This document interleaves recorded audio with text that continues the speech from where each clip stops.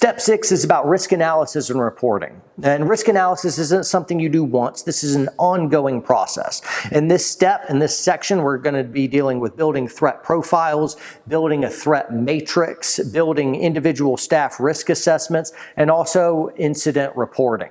Now, a lot of times security team members are told to be situationally aware, and you're generally picked because you are a situationally aware person.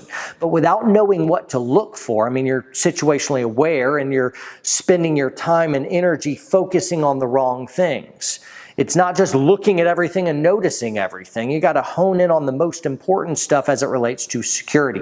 So I've built different psychological profiles of things that you want to look for, and I've labeled them. All right, the first profile I want to mention is the pastor groupie. This is somebody that always wants FaceTime with the pastor.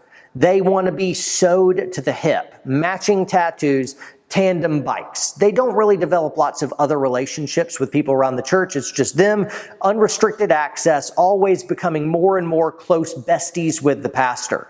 This person is sapping the emotional energy of the pastor and really not allowing the pastor to serve other folks, right? As a PPG, I would want to see this and eventually kind of shake hands and get in the middle of there and hey, Pat, and allow them to have a retreat because I love my pastor and I want to be able to allow him to do the work of the ministry, right? Now, the problem with this person isn't just, hey, you're taking up all the pastor's emotional time and energy on a Sunday morning when he's got other stuff and other people to talk to. You can't just have your own little best friend party every single Sunday in front of him. That's not the biggest thing. The problem is this is someone that idolizes the pastor, and when they all of a sudden don't get all the access that they wish they could have, when all of a sudden they can't go any farther, though they idolized the pastor before, now they'll demonize him. And all of a sudden on a 180, they go from love the pastor to hate the pastor and wants to destroy their ministry. That's probably not going to turn violent, but it can certainly be malicious and destroy a ministry. Watch out for the pastor groupie. The next psychological profile I want you to look at is the imbalanced zealot. This is somebody that's easier to identify. A lot of times by the way they dress, the way they act, there'll be all kinds of threat indicators and red flags, but this is somebody that may believe they've got the red phone with God and you don't know what God is telling them to do. It's like, cut everyone's throat in the name of Allah. I'm like, yeah, that's not okay. We are diverse and we allow all kinds of different people in the congregation, loving people regardless of race and religion and demographic, loving all of them, but please don't kill us all in the name of your God, right? So watch out for the imbalanced zealot. The third profile you're looking for is the sexual offender. Now, a lot of times this person can be very, very charming, and over I've read too many case studies while people who have prided themselves on being able to be good judges of character and good discernment had been friends with pedophiles that had been molesting children for decades, and it's the same story every single time of like, I couldn't believe it. I just never would have believed that this person.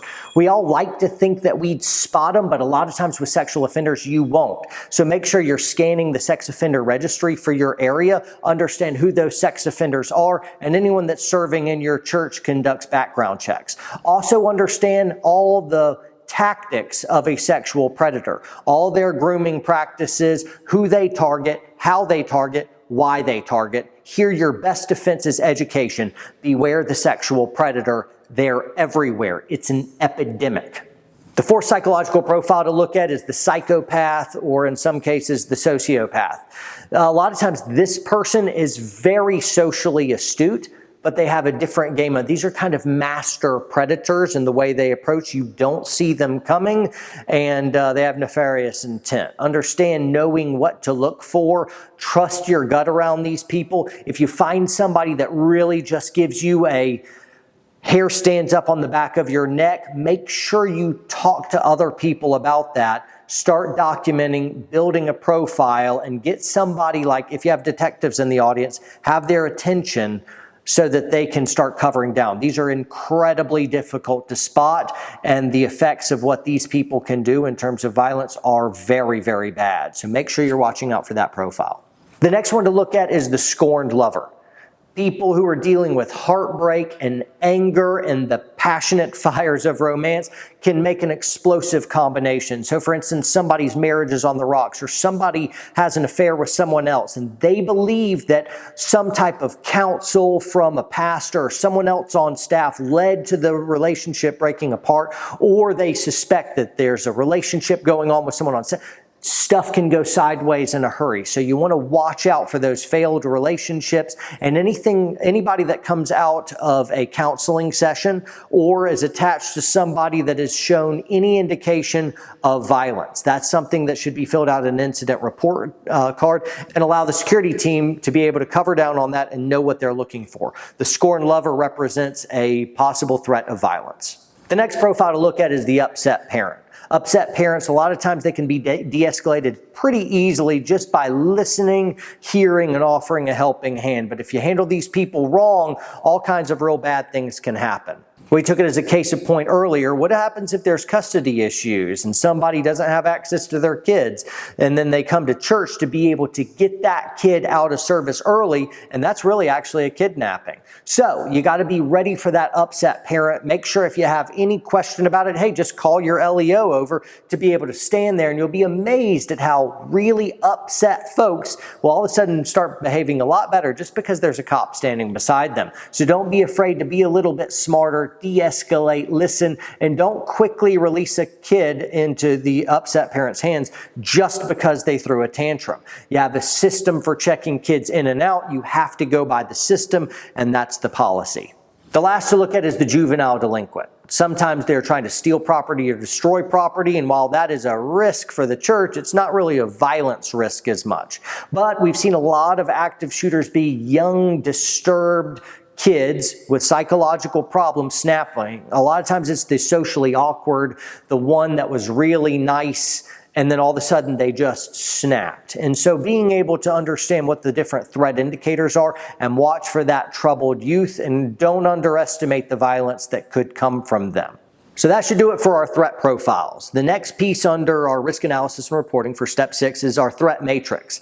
This is basically a big table that we fill out, and it has the hazard that could befall us, the probability of it happening, the potential harm if it does occur, and then we give it a rating as a risk priority. You can even colorize these. So if the risk rating is really low, it's white or yellow, and if it's medium, it's orange, and if it's a really big risk, let's put it in red. So in a glimpse, we can look for the red stuff, go over to what the potential hazard is. So in Georgia, I've never experienced an earthquake. An earthquake is something that could happen. If it does happen, the probability is very low. That's yellow or white. The potential harm, medium, because even if it happens, I mean, I've never heard of a building toppling anywhere near I live because of it. So medium. So really our risk priority for that is low. Now, what about sexual predators? Well, everyone, the probability is high, because it's everywhere. If you don't believe me, wherever you live, doesn't matter if it's a safe place, go on the sex offender registry and see how many sex offenders live very, very close to you. Sexual predation is everywhere. Sex crimes is everywhere. Molestation of kids, everywhere. Rape, sexual assault, everywhere. And so the probability, it's pretty high, right? And then the catastrophe, all the stuff that goes along with that, both from liability and from threat of violence, that's also high. So under sexual assault, that's a big one. That's always going to be red for everyone. Next is our individual staff risk assessments.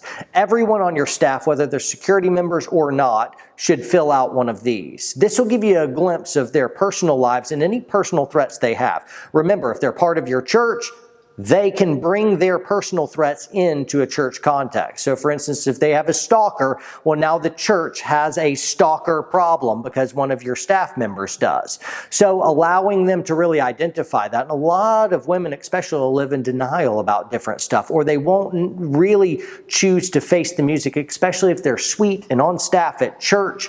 They were targeted because they were sweet and in some ways naive. The last piece on step 6 has to do with incident report forms. If anything happens during service, outside of service, anything happens on church grounds or with church staff, an incident report can be really, really important. This is part of being a good witness in case something does happen, a detective has something to build a case off of, and you have a paper trail which can help reduce liability. Furthermore, it gives a nest of intelligence that your security team can access and start understanding what they're looking for and what their different threats are in their specific community. Really, really important. If you don't know your incidents and you don't know the risk that everyone in your staff has experienced, you're kind of flying blind in some respects regarding security. All right, folks, hope you've been enjoying the church security videos so far and you've pulled some tangible things that you'll be able to implement and keep your congregation safer. I wanted to say that we're providing these free of charge. They weren't free to produce. Our patrons, the bedrock of our Warrior Poet Society, really flipped the bill for this. So if you guys would like to consider supporting the Warrior Poet Society, I'll have a link below that'll allow you guys to get involved. If push comes to shove and you got to choose between supporting the local church and us, please support the local church. But hey, we need help too, as we are advocates for Second Amendment rights, and we love Jesus, and we are certainly weaving him into the fabric of our society and our message to the secular world. So anyway, guys, if y'all don't want to jump in and help in that way, you can also rock our Warrior Poet apparel. That would help as well. And guys, we'll have a link below for the store. So again, really appreciate you enjoying these videos. Remember to share them so it's not just your church that benefits. We can help the other churches all around the country and around the world as well. So let's get back to it. Church security, here we go.